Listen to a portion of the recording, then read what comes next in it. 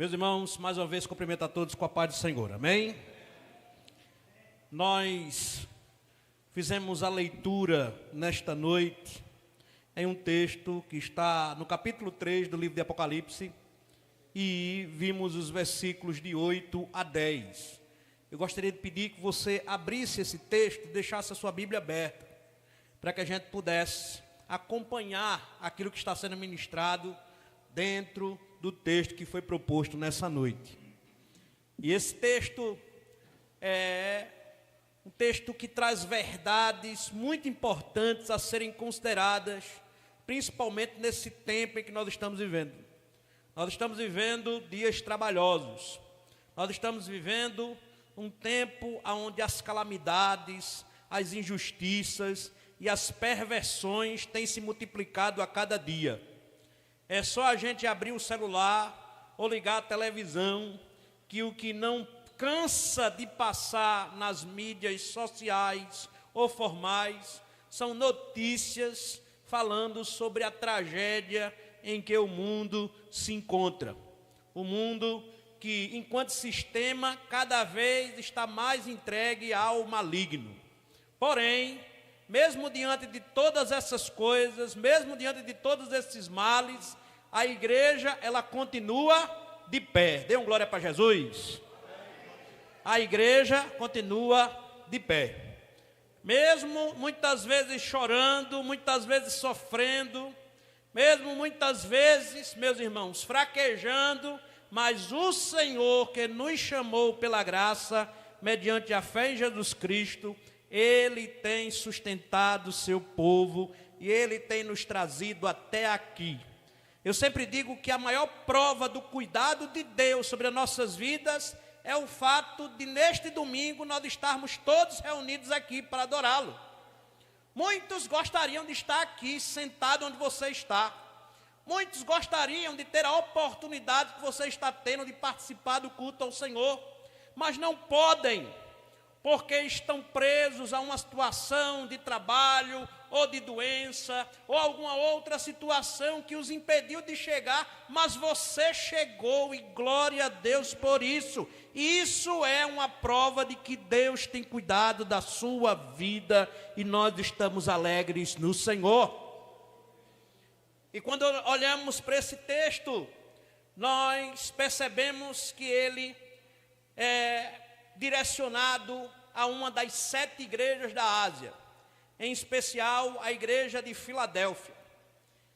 E esta igreja, em comparação com as demais, é uma igreja que tem alguns pontos a serem destacados. E esses pontos foram frisados justamente nesses versículos que eu escolhi. Pontos que mostram como o Senhor, Ele tem cuidado da sua igreja e mantido esta igreja no cumprimento da missão que Ele nos confiou. Porque se estamos hoje servindo ao Senhor, se temos as oportunidades de adorá-lo, de exaltá-lo e de proclamá-lo, é porque o Senhor, Ele tem proporcionado isso para cada um de nós. E o Senhor, Ele falando à sua igreja, naquela época, naquele tempo, naquele contexto, Ele traz lições muito importantes a respeito de uma esperança que deve estar sempre viva na sua igreja. A palavra de hoje é uma palavra de esperança para a igreja. É uma palavra de esperança para que a igreja ela possa sair daqui revigorada no Senhor e com a certeza de que o Senhor não apenas até aqui tem nos ajudado, mas a partir daqui vai continuar conosco, nos mantendo na missão que Ele nos confiou. Amém? E ao olharmos para esse texto, nós nos deparamos com algumas verdades importantes que apontam a esperança da igreja para Jesus Cristo. A esperança da igreja, ela não está em ninguém e em nada. A esperança da igreja está em Jesus. A esperança da igreja está no dia determinado por Deus, a trombeta tocar e o nosso nome ser chamado para sermos levados com o nosso Senhor e desfrutarmos de uma eternidade em glória com Ele. Essa é a nossa esperança, esse é o motivo da nossa alegria, esse é o motivo da nossa paz, do gozo da nossa alma. Pode ser que tudo aqui fora esteja dando errado, humanamente falando, mas dentro da gente há uma esperança, há um regozijo, há uma alegria, há uma paz que se justifica por meio de Jesus Cristo, o nosso Senhor e Salvador. É Ele quem nos constitui membros da sua igreja, membros do seu rebanho. É Ele quem nos chama para sermos uma comunidade de salvos, de remidos, de justificados pela obra que Ele consumou na cruz do Calvário. É Ele. E é nele que a nossa esperança deve estar depositada. Muitas vezes, por desviarmos o nosso foco de Cristo, enquanto nossa esperança, nós nos frustramos, nós nos cansamos, nós nos desgastamos, porém, é nesses momentos que nós devemos entender que não podemos colocar as nossas expectativas em nada e nem em ninguém, a não ser em Jesus Cristo. O homem pode falhar, você pode falhar, eu posso falhar, mas Jesus, aquele que morreu na cruz e que verteu seu sangue em favor da sua vida e da minha vida, esse não falhará jamais. E esse texto ele fala sobre isso. Esse texto ele nos apresenta algumas lições, algumas verdades importantíssimas a considerar a respeito da esperança da igreja. Da esperança que deve estar depositada única e exclusivamente em Jesus. Em primeiro lugar, a primeira lição que esse texto nos ensina é que o Senhor conhece a nossa realidade. Veja o versículo 8. Olha o que é que o Senhor vai dizer à sua igreja. Eu sei as tuas obras. Eu sei as tuas obras. Eis que diante de ti pus uma porta aberta, e ninguém pode fechar. Tendo pouca força, guardaste a minha palavra e não negaste o meu nome. Eu quero enfatizar neste primeiro ponto, esses dois trechos do versículo 8, aonde ele começa dizendo, eu sei as tuas obras. Ou seja, Deus ele começa apontando para a igreja que Ele nos conhece. Ele conhece aqueles aos quais Ele salvou. Ele conhece a realidade de cada um de nós. Ele conhece as nossas virtudes, os nossos defeitos, os nossos potenciais, as nossas limitações. Deus nos conhece, meu irmão. Deus nos conhece mais do que nós mesmos. Nós não nos conhecemos, nós nos supomos. Nós, por mais que venhamos a dizer que conhecemos a nós mesmos, nós não conhecemos a nós mesmos. Quem conhece de verdade a mim e a você é o Senhor. Por isso que Ele disse no passado, e esta palavra reverbera, chega até os nossos dias, com a mesma verdade e com o mesmo poder. Eu conheço as tuas obras.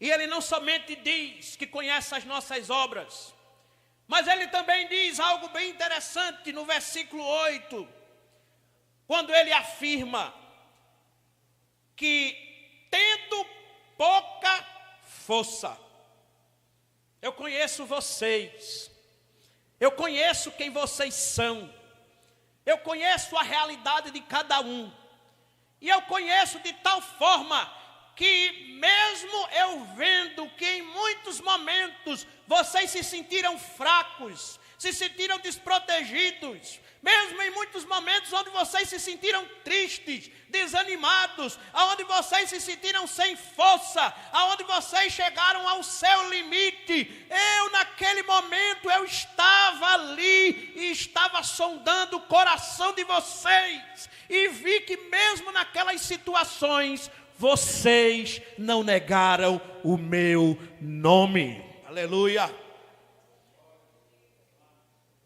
Deus, além de nos conhecer, Deus sabe do que nós temos passado para servi-lo e para perseverar nos seus caminhos. Deus sabe das lutas que temos enfrentado na jornada cristã. Deus conhece os problemas que você tem enfrentado diariamente por ser crente. Porém, o Senhor também vê que mesmo diante desses problemas, eu e você tem permanecido fiel ao seu nome. Às vezes dá vontade de parar, não dá, meu irmão? Às vezes dá vontade de desistir, não dá? Às vezes dá vontade da gente deixar tudo para lá, da gente abandonar tudo, da gente simplesmente virar a página e correr atrás de outras coisas. Porém, o Senhor, Ele está dizendo que nesses momentos, onde a nossa força parece pequena, nós precisamos clamar pelo nome de Jesus, clamar pelo poder do sangue de Jesus. Porque nenhum de nós está aqui porque é forte, porque é capaz, porque sabe, porque é. Ninguém aqui é nada diante da grandeza e da glória de Deus. Todos nós somos pobres poeira diante da majestade e da soberania do Senhor. Porém, ainda assim, Deus, aquele que sonda os nossos corações, Ele que conhece o nosso interior, ainda assim, Ele se preocupa conosco e Ele nos socorre nos momentos das nossas fraquezas. Deus conhece a sua realidade, Deus conhece quem você é, Deus sabe que muitas vezes você está no limite, mas também Deus sabe que muitas vezes quando você chega neste ponto, você clama pelo sangue de Jesus, você clama pelo nome de Jesus, você pede o socorro do Senhor, você chega diante dele e diz: Senhor, eu não sei mais o que eu faço, eu não sei mais no que eu creio, eu não sei mais o que eu sou, mas eu sei que eu sou teu, meu Pai, eu sou teu, me socorre, me salva, me resgata dessa situação. Não negaste o meu nome. Deus conhece a tua realidade. Mas não somente isso, Ele nos garante acesso ao seu reino e respaldo para fazermos a sua obra. Quando Ele no versículo 8 ainda diz: olha, eu conheço as tuas obras, eis que diante de ti pus uma porta aberta. Essa porta aberta, ela pode ser compreendida de duas maneiras aqui. Ela pode ser compreendida como um acesso que você tem direto, sem atravessador, sem intromissão, um acesso que você tem exclusivo ao reino de Deus, à presença de Deus, ao Santo dos Santos. Como também essa porta aberta, ela pode ser compreendida como o respaldo, como a autoridade, como a confiabilidade que você, enquanto servo de Deus, tem para fazer a sua obra e cumprir a sua missão. Das duas maneiras, esta porta, ela trata sobre o apoio, o suporte, o socorro, a força que vem de Deus para que nós possamos continuar no seu caminho e possamos fazer a sua vontade enquanto estamos caminhando por ele. E a igreja hoje precisa muito disso, porque parece que a igreja hoje, em muitos casos, acha que não depende mais do Deus da obra para fazer a obra. A igreja parece que muitas vezes se acha autossuficiente em suas estruturas, em seus métodos, em suas formas de servir ao Senhor, e não entende que ela só é capaz de fazer alguma coisa de fato importante diante de Deus se ela fizer no poder do Espírito Santo de Deus. Por mais que a gente tenha meios, por mais que a gente tenha condições, de nada vale nós buscarmos servir ao Senhor pelas nossas próprias forças. Nós precisamos entender que nós dependemos desta porta aberta, deste canal que há entre nós e Deus, para que por meio dele nós venhamos a conhecê-lo cada vez mais, e conhecendo o Senhor, conheceremos a sua vontade, e conhecendo a sua vontade, faremos a sua vontade por obediência à sua palavra e cumprimento da sua missão. Precisamos ter esse acesso, precisamos ter esse respaldo, precisamos fazer a obra de Deus no poder do Espírito Santo de Deus. Precisamos fazer a obra de Deus como pessoas que conhecem verdadeiramente o Deus da obra. Não adianta inventar, não adianta criar, se nós, em primeiro lugar, não buscamos através desse acesso que o Senhor colocou à nossa disposição. Se nós não buscarmos em primeiro lugar na fonte, que é o próprio Deus, que é o próprio Senhor da obra.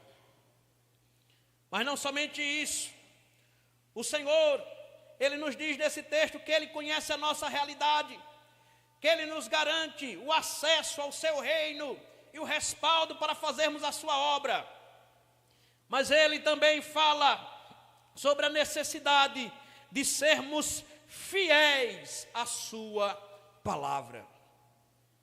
Ainda no versículo 8, no final do versículo 8, ele vai dizer: guardastes a minha palavra e não negastes o meu nome. Deus não apenas conhece a nossa realidade, Deus não apenas conhece as nossas limitações, a nossa condição humana. Deus não apenas estabeleceu para nos dar apoio, para nos dar suporte, para nos dar a autoridade do alto, um canal, um meio, por meio desta porta aberta, que nos traz essa proximidade do Senhor da obra, como Ele também, meus irmãos, Ele também nos fala sobre a necessidade de sermos fiéis à sua palavra. Um outro ponto importante, principalmente em uma ocasião onde estamos falando sobre missões. Um irmão agora mesmo falou aqui sobre a importância da evangelização. Deu uma palavra muito assertiva sobre a importância da evangelização.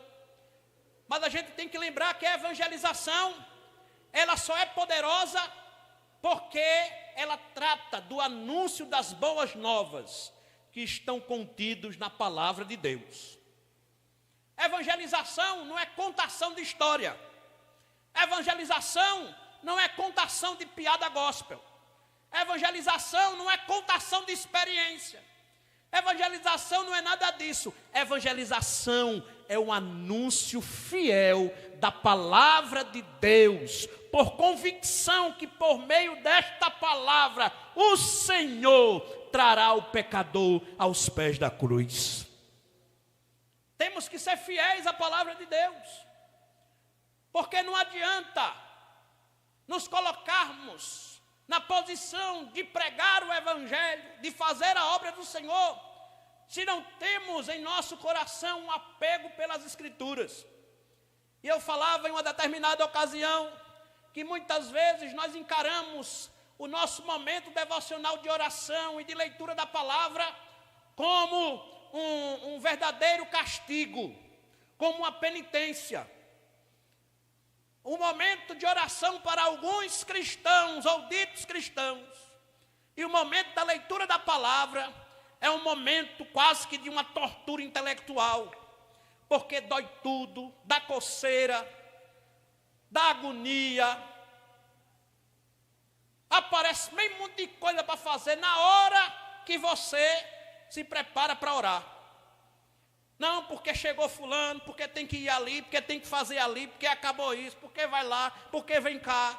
A mesma coisa é a leitura da palavra. Você começa a ler a Bíblia e parece que as coisas não fazem sentido, parece que a mensagem está atravessada, parece que o negócio está meio enrolado. E você muitas vezes, por conta dessa dificuldade, acaba postergando, colocando de lado a sua busca pela palavra de Deus e pela orientação das verdades eternas.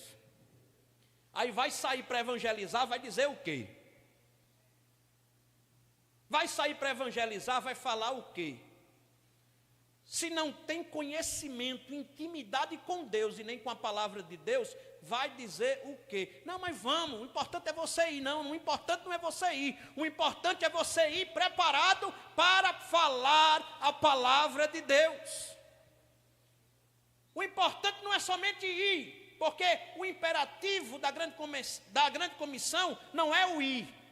Muitas vezes as pessoas dão uma ênfase errada ao id.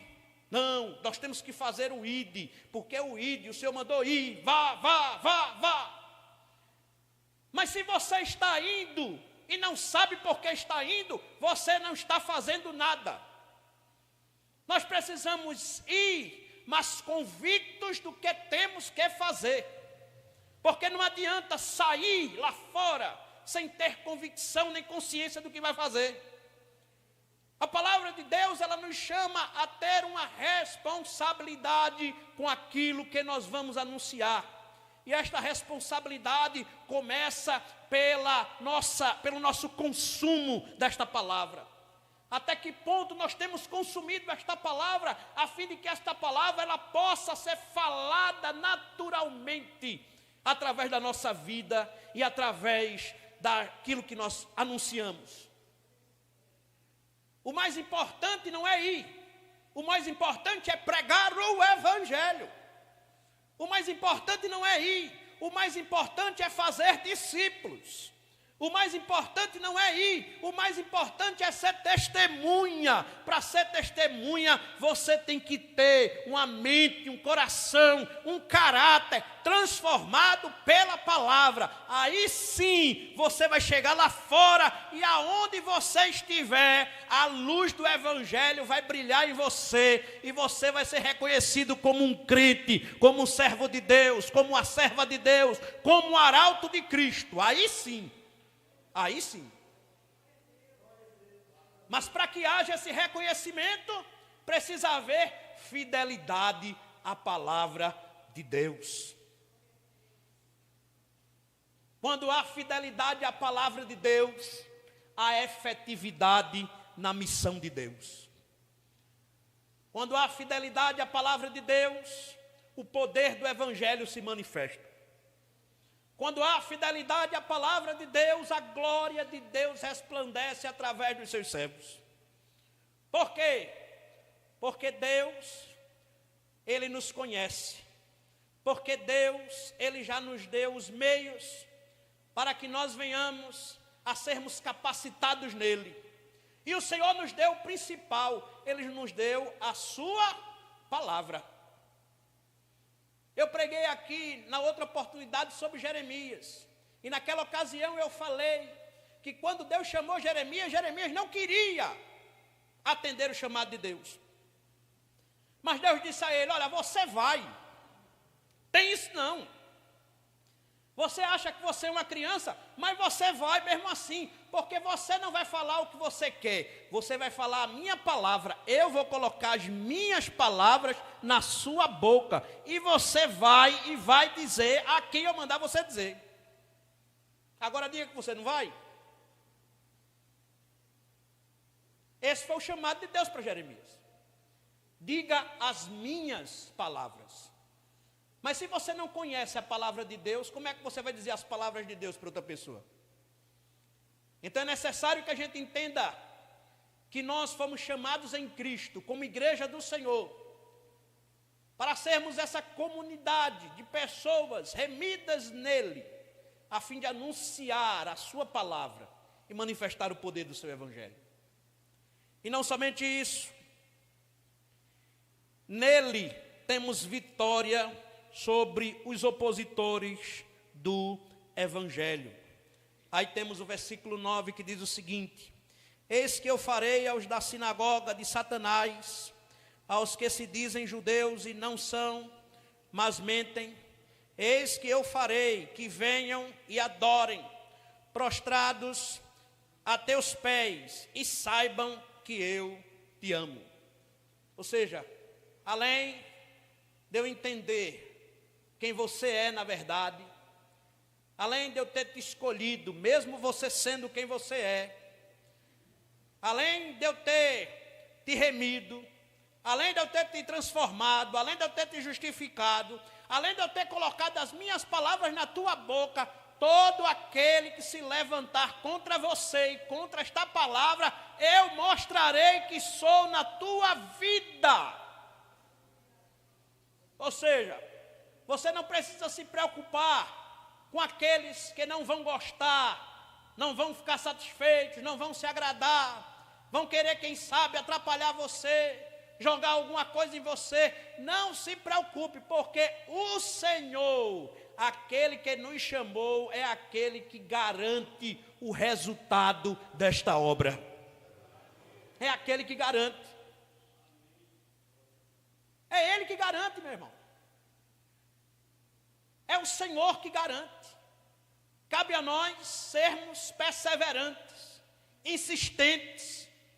Cabe a nós termos uma postura de constância em fazer a sua obra. Não podemos pregar um dia esporadicamente. Não podemos falar de Jesus em um dia ou um horário esporadicamente. A palavra de Deus, ela precisa fazer parte da nossa vida diária, do nosso cotidiano. As pessoas precisam ver que cotidianamente nós servimos ao Senhor, e nós servimos ao Senhor a fim de testemunharmos o Evangelho de Jesus Cristo. Não, mas é porque se eu falar, é porque se eu fizer alguma coisa, pode ser que o pessoal não goste, pode ser que o pessoal ache chato. Muita gente, a maioria, não vai gostar. Não vai gostar. Na sua casa não vai gostar. No seu trabalho não vai gostar. Na sua universidade não vai gostar. No seu colégio não vai gostar. Não vai gostar. Porque eu falei anteriormente que nós estamos em um mundo que cada vez mais é jaz do maligno. Cada vez mais este mundo está entregue ao sistema maligno que está aí fora. Mas qual deve ser a posição da gente, que é a igreja? Se trancar aqui, ficar aqui esperando Jesus voltar? Não. Jesus não nos chamou para isso. Jesus nos chamou para que nós, ao terminarmos esse culto, aonde viemos para adorar, saiamos para servir e proclamar o Evangelho. Jesus não nos chamou para a gente ficar aqui de culto em culto, se alegrando, né? Se bendizendo, e nesse clima bom. Oh Jesus, que coisa boa. Oh Senhor, é bom que o Senhor voltasse agora, porque a gente já está aqui, já está na sala de espera do céu. Não, meu irmão, esse não é o chamado da igreja. O chamado da igreja é se reunir para adorar e ser enviada para proclamar. Esse é o chamado da igreja. E a proclamação, ela não deve ser uma atividade na agenda da igreja. O evangelismo, ele não deve ser uma atividade na agenda da igreja. O evangelismo, ele deve fazer parte da vida de todo aquele que foi verdadeiramente transformado pelo poder do Evangelho de Jesus Cristo. Você não deve esperar que o pastor marque uma evangelização domingo à tarde ou em qualquer outro dia, não. Você deve se colocar à disposição de Deus. E fazer, como eu digo, de vez em quando aqui. Pare de ficar dizendo, Jesus usa fulano, usa cicrano. Pare de ficar dizendo isso. venha para o culto dizendo: Senhor, me usa, Senhor, me prepara, Senhor, me envia, Senhor, me dá as condições que eu preciso para ser um instrumento nas tuas mãos. Pare de ficar dizendo: usa o pastor, usa fulano, usa Beltrano. Deus quer usar você, meu irmão. Deus quer usar a sua vida. Deus quer usar você como instrumento de transformação e bênção aonde Ele te enviar. Ele quer usar você. Agora, você está disposto a ser usado por Deus? Você está disposto a dizer: Senhor, eis-me aqui, me usa. Coloca as tuas palavras na minha boca. Me envia para aquele lugar. Me transforma para que eu possa ser um instrumento de transformação naquele lugar. Você está disposto, meu irmão? Você está disposto a render-se a Cristo a ponto de se colocar diante de Deus como um instrumento que Ele possa tomar e usar poderosamente? Mas eu não sei falar, eu não tenho teologia, eu não tenho isso, eu já tenho uma idade avançada. Meu irmão, nada disso é impedimento para que Deus use a sua vida. Deus usa menino, Deus usa idoso, Deus usa quem for. Deus usa todo aquele que se coloca na disposição dele. Deus usa, Deus enche com o seu espírito e sai pulando, saltando de alegria, falando que Jesus é bom. Agora o problema é que a igreja muitas vezes está apática, está dormindo. A igreja está esperando um anjo descer do céu numa nuvem dourada. A igreja está esperando o sobrenatural, está esperando o subliminar. Meu irmão, nós precisamos ser uma igreja como esta igreja de Filadélfia. Uma igreja que não olhou para as circunstâncias, para a condição, para o tempo. Uma igreja que em todo momento foi perseverante no seu propósito de fazer a diferença em nome de Cristo Jesus. Uma igreja que não ficou olhando para as questões burocráticas, para as questões, não, porque tem que ter mudança de líder, mudança disso. Meu irmão, nós servimos a Jesus. A obra é de Jesus, a igreja é de Jesus. A igreja não é de A, de B, de C. A igreja é de Jesus. A gente tem que servir a Jesus. Não coloque essas coisas como barreira para que você faça a vontade de Deus, mas coloque-se à disposição e diga: Senhor, me desperta, me usa, me enche do teu espírito e me envia a fazer a tua obra. Aleluia. Faça isso, meu irmão. Faça isso porque Deus quer usar você. Eu já estou no fim de carreira, eu já estou assim. Tá não, meu irmão. Tá não. A aposentadoria do crente é no céu. A aposentadoria do crente é no céu. Esse negócio, não, porque eu já estou com a idade. Meu irmão, olha, até os velhos, tem Joel lá dizendo, até os velhos terão sonhos, serão renovados. Será que só foi para aquela época de Joel? Será que só foi para aquela época do Pentecoste? Não, meu irmão, o mesmo Espírito daquela época é o mesmo Espírito que opera hoje aqui no meio da igreja.